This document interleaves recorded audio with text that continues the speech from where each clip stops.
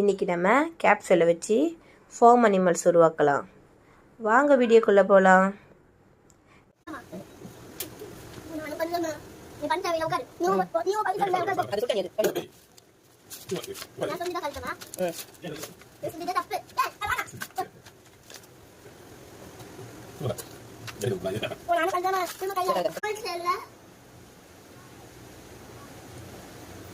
கையடி நீ.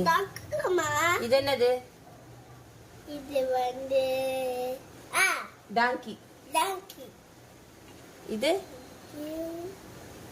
இது கவ். கவ். இதுவும் ஒரு டாங்கி. மாடோடைய மாடோடைய இது இது இது என்னது? பன்னி. பன்னி. இதுவும் ஒரு கவ் தான், ஆனா எருமை மாடு.